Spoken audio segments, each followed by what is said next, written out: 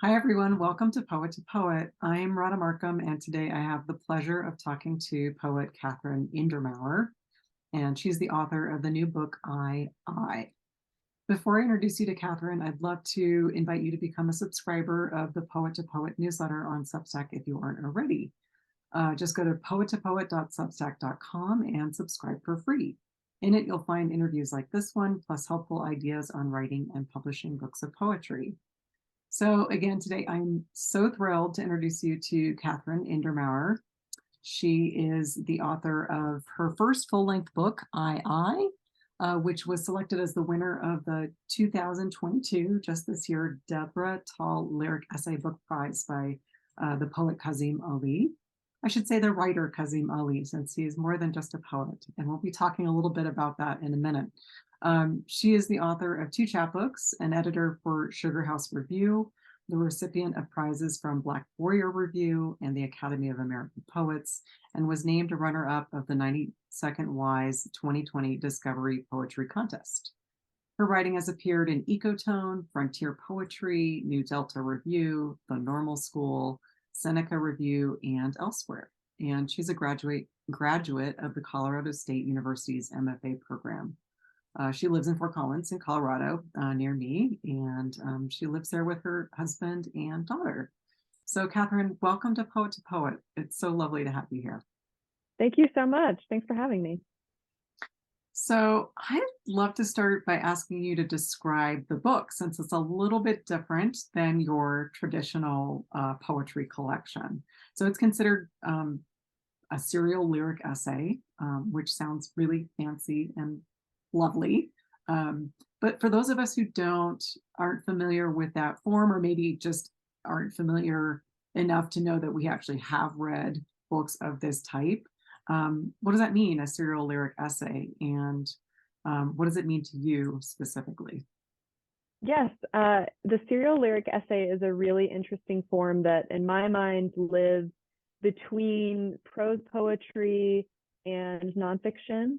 The essay I always like to think about as one of the roots of the word essay is to try, so an attempt. And I feel like there's the serial nature of the book is one in which every page I'm attempting to approach the topic in a new angle, and that sort of extends into the full length of the book.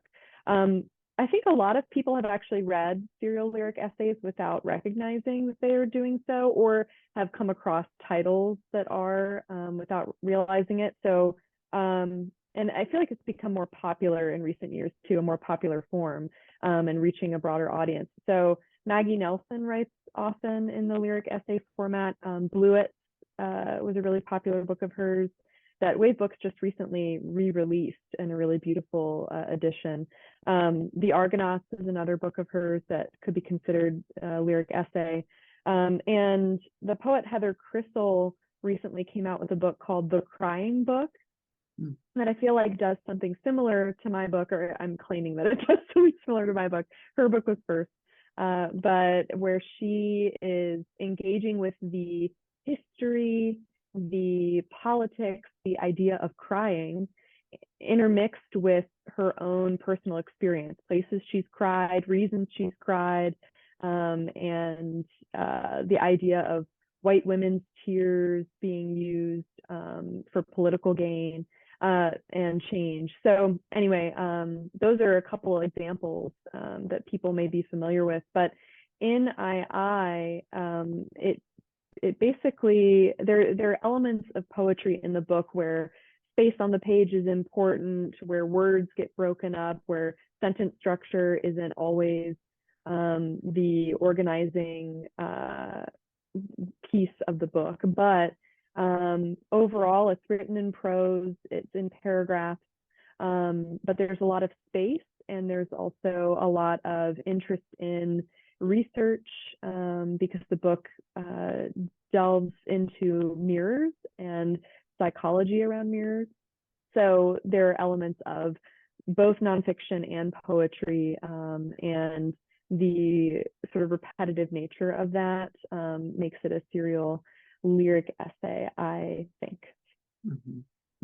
Well, it's a gorgeous book, and I hope that many folks will be um, excited to go and experience it for Thank themselves you. after hearing you talk about it. So, as you're describing the form of the serial lyric essay, it makes a lot of sense that sort of the gist or the thrust of the book is one of inquiry, right? And it's highly thematic at the same time. So I'm curious, those, if you might describe II's primary inquiries and themes a little bit, and where did those start for you? Sure. So they started actually sort of by happenstance, which I think happens to a lot of poets.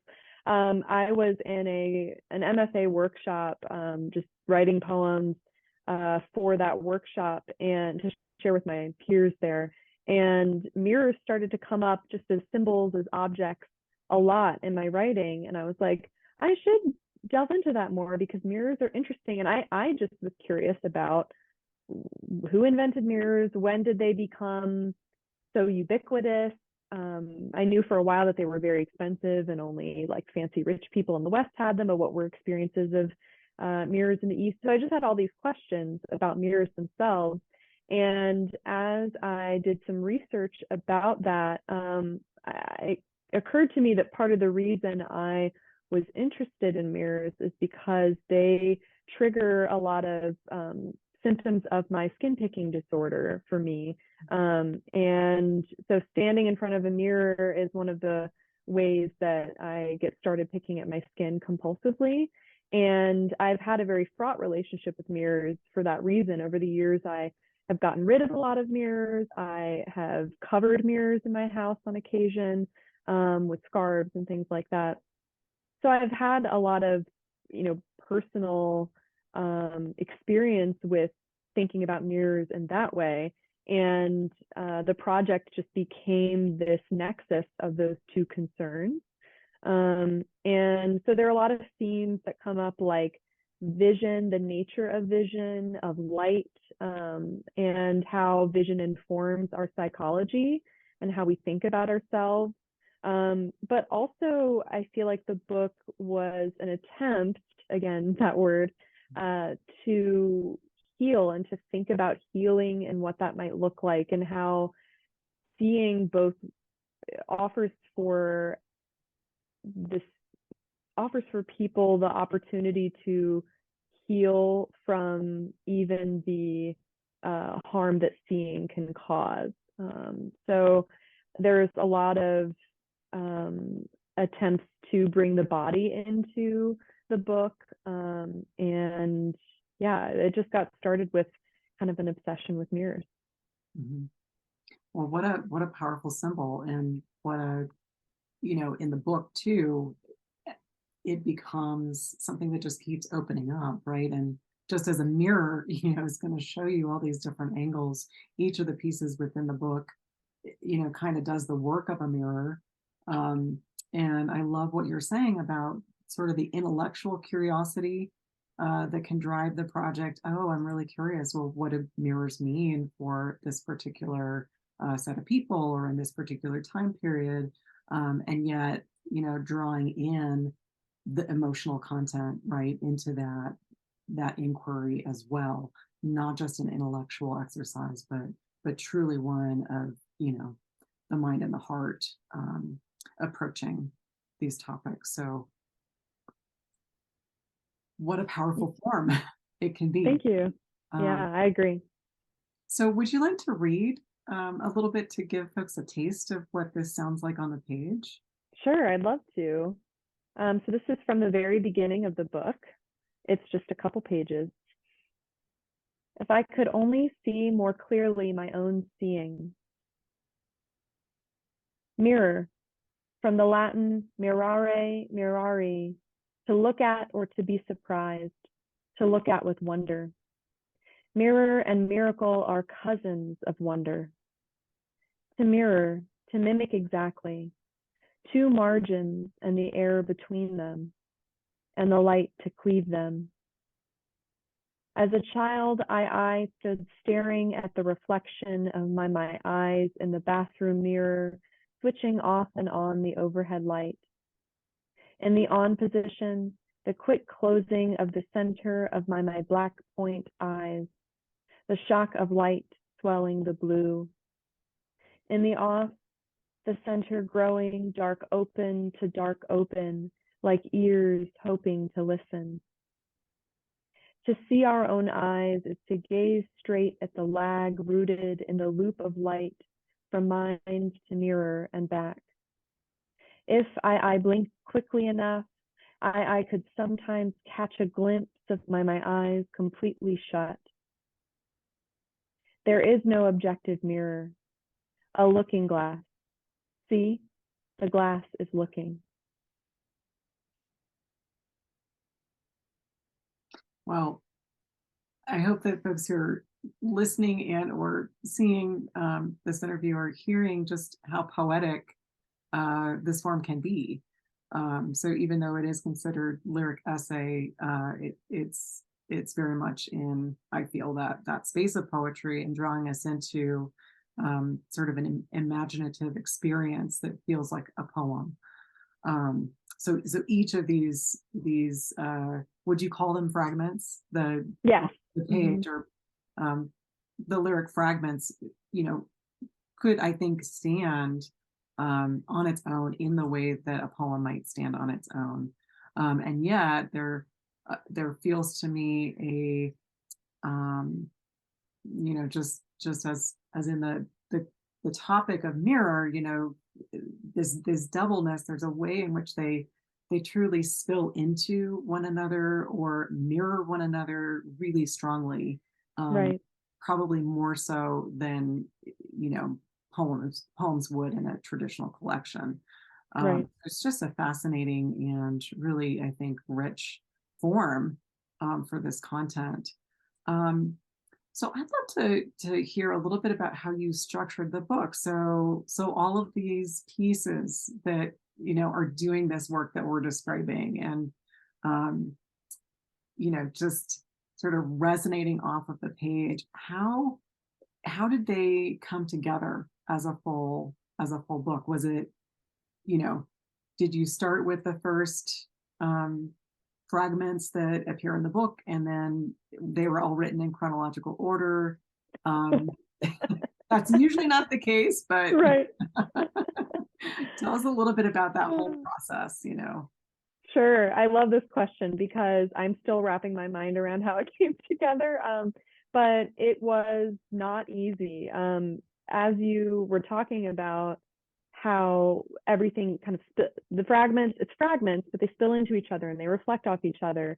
And that made it, I think, very hard to structure the book because it was so unwieldy, and I'd never written something this long before. So initially I did write it in discrete chunks, and I was like, okay, this section is concerned with these things, and this section is concerned with these things, and in this section, this is going to happen. And that served the project for basically the period of time in which I was initially submitting excerpts for publication at literary magazines, because they, like you said, stood alone, for the purpose of appearing in a magazine for a reader who was just going to read that one excerpt.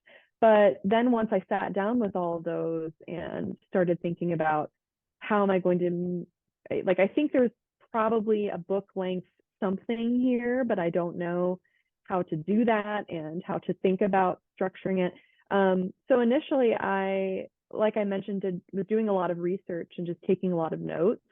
And my process with that became that I was writing those notes, and then that would spark some questions in me or some ideas, and then I would write a little bit beyond just the notes. And I kept revisiting those. I had a professor who encouraged me to try to find an arc through the book, which I didn't want to force too much because I felt like the fragmentary nature of the book was so important for the content. And I didn't want also to very falsely say like, oh, the end, everything's fixed, everything's fine, I'm healed. Nothing's going wrong anymore. So I felt like the arc that occurred was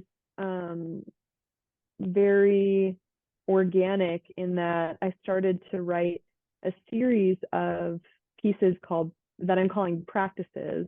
They all start with the phrase a practice and then a colon, and they instruct the reader to do things outside of the realm of the book. So I realized that I could use those as an organizing mechanism throughout the book. So I could intersperse them. The reader would start to expect them and look for them to occur in the book. And I didn't think so much about like, okay, this practice is talking about this. So what happens after and before that needs to lead to, I didn't think about that quite as much, but more about sort of a reprieve from the very like research heavy portions of the book. And then also I wanted to build up to, I have a very intense section of the book right toward the very end that touches on self-harm. And I wanted the reader to feel prepared for that moment, to feel cared for in that moment.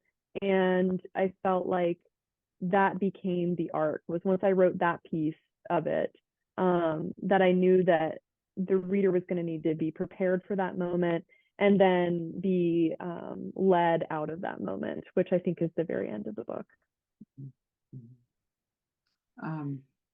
Would you like to read one of the practices? It would be Sure. nice to hear. I'd love to. Okay, so this one's about in the middle of the book. A practice. All day, eat only foods and drinks with reflective surfaces. Suggestions: coffee, hot glazed donuts, waxed apples, melting cheese, glossy broth, lozenges, ganache. Before bed, make of them a list. Circle all the listed vowels. Distill the most common vowel and write it big on its own piece of paper. Inside your mouth, find the shape your tongue makes to pronounce this vowel. Fall asleep holding this silent shape inside. I love it.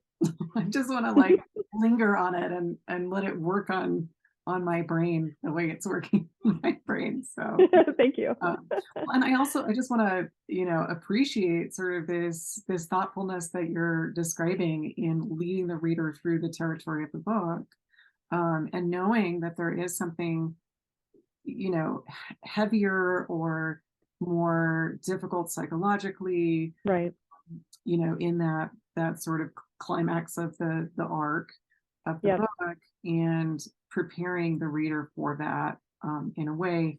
And like you said, the practices being a kind of reprieve.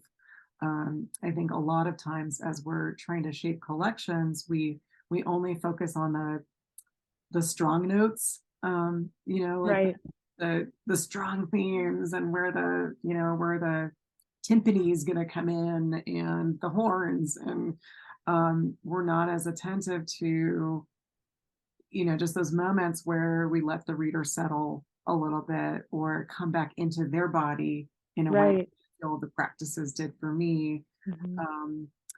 So I think it's brilliant the way that you've used the various variations within the form to create that whole.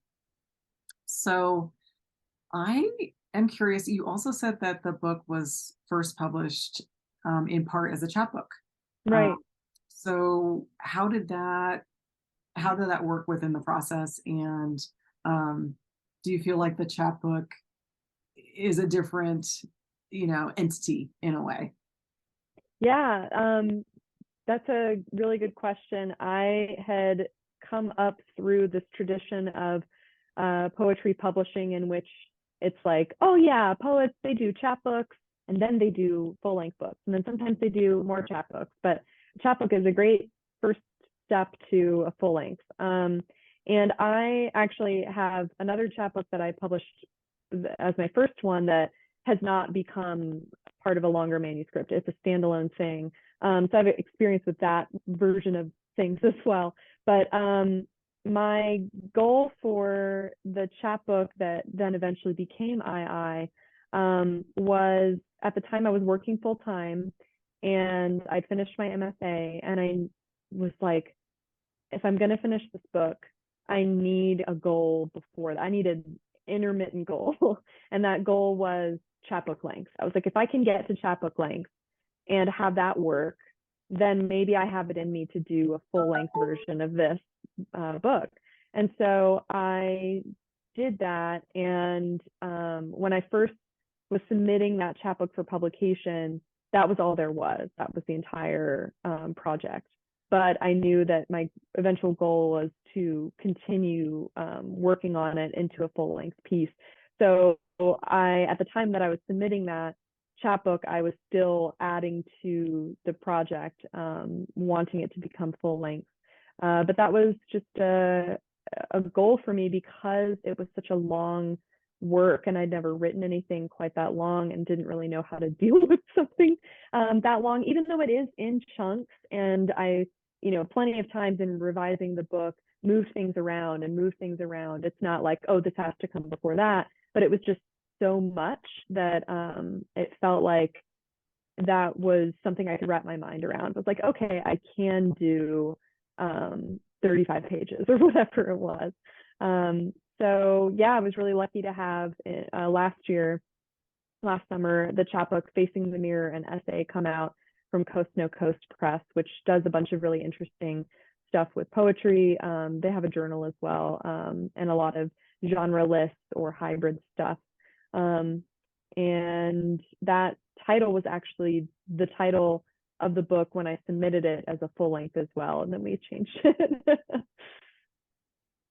That's great. Yeah, no, titles are sometimes very tough. So I'm curious how did you land on the title that you have? So it was a suggestion from the publisher, Seneca Review Books. Jeff Babbitt there has been really great, and his book also is a really good example of a lyric essay, and sort of the thinking that goes into the exercise of a lyric essay. But I think the hold on, I lost my train of thought. The title. So I think what happened was I was happy with the original title I used in the chapbook, but the publisher wanted to distance this version from the chapbook, which totally makes sense. But I had no ideas. I was totally out of ideas. I was like, I wrote the book, I don't know. And we went back and forth on a few different things. So this is probably, I was probably the third one that we landed on. Just the other two were just excerpts of things that occurred in the book. I is also, which you heard. But I think I was initially concerned about, will people know how to say it? Will people know what it is when they see it? Will it be confusing more than it is intriguing? And also, search engine stuff, like will that vertical slash mess up how it appears online? So I had some concerns about that title, but the publisher and I eventually came to the decision that it really suited the work. And we have a little note in the book itself telling people how to say it. Yes, I appreciated that. Yeah. And I think also once people hear it read out loud, that it totally makes sense why that's the title. And yeah, the only other thing I was going to say about it is that I would have been more concerned maybe pre-internet when people are really hearing book titles. But I feel like a lot of times people are reading stuff, so I'm less concerned about it in terms of it being confusing to hear. But yeah, it was just a process where I was like, I don't have any ideas, and the publisher was like, here's some, and we were calling it one thing for a while and then another thing, and eventually landed on II. Well, it sounds like you had a good working relationship with the publisher, who was also the editor, right? Yeah. Yeah, and it's really wonderful when you can have that kind of partnership in finishing a longer work. So that's Mhm. would you like to read one more piece for folks? Sure, I'd love to. This part, just gonna read the almost the very end of the book. It's like the second to last page of the book. Light travels, and this is a miracle. The unrelenting push and pull of bright. Light takes up space. Light takes. Light shines through dimensionality, and in its directional shine calls into being the across of time. Seeing is the world haunting the body. If only it were this clear. Sight so precise, you and I call it a line. It's just beautiful. I Thank could you. sit here all day and listen to you read these fragments. Thank you. I think we all could. Um, so I'm, maybe to close out, what advice do you have for writers, whether or not they're working on, a serial lyric essay? As a trained poet, I think, you probably have insights that apply very much to this process of building a poetry manuscript. Yeah, any advice you have, and what do you wish you'd known earlier in the process?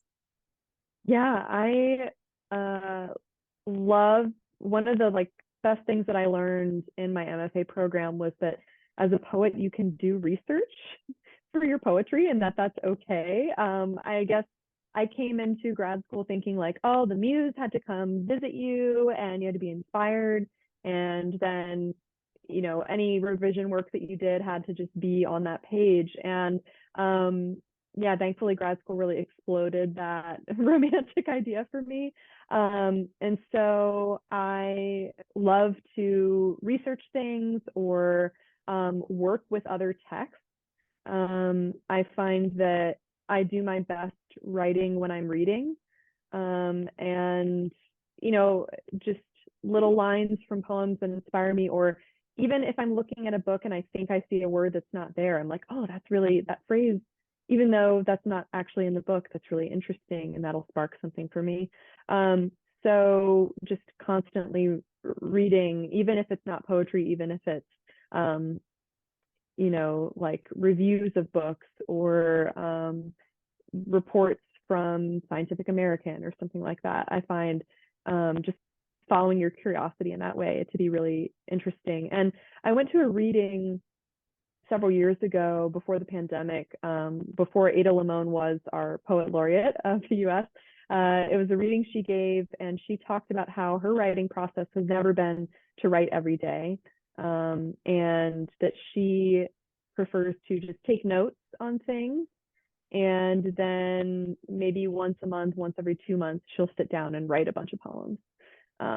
And I love that process. I don't always sit down and write a bunch of poems, and especially not Ada Limon style poems. But I think that process of just like constantly thinking as a writer and believing in the way that your brain works, in gathering information and following inspiration when you see it, and not, I think the note-taking process for me takes a lot of pressure off of like, oh, I need to sit down and write a poem right now. It's like, well, I'm driving or I'm like taking care of my daughter right now. I can't do that. But I can, talk like a little phrase into my phone, in my notes app in my phone.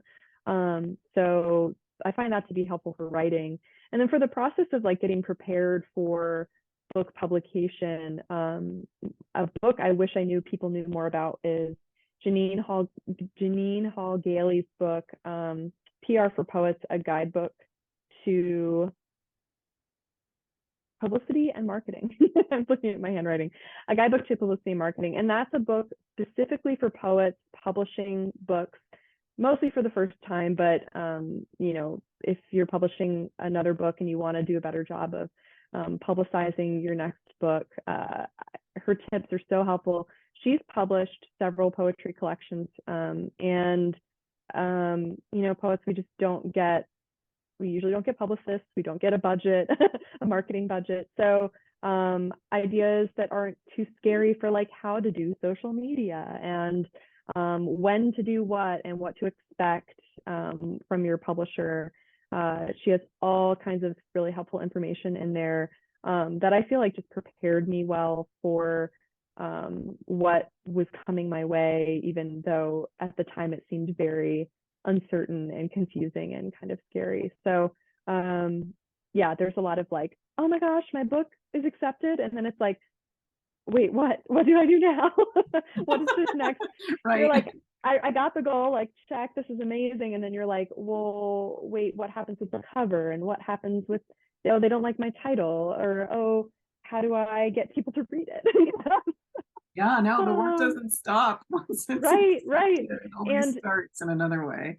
yeah, and it's a whole different set of skills in a lot of ways. So yeah, I found that to be really helpful for that end of work. Sounds very practical. Absolutely. Yeah, great. Well, Katherine, thank you so much for taking time to chat with us about your beautiful book. And I just want to encourage everyone to go out and buy a copy, check it Thank out, you. enjoy it, savor it. It's certainly a text I'm going to keep delving into. I probably had to read it a little too fast in order to prepare for it. Sure. Looking forward to the experience of savoring it. Thank you. So how can people find you if you want to be found? Sure. I'm pretty easy to find. I'm the only Katherine Indermaur. So katherineindermaur.com is my website. My Twitter and Instagram handles are KG. My middle name is Grace. So KG Indermaur on both Twitter and Instagram. Fantastic. Well, thanks again. Thank you.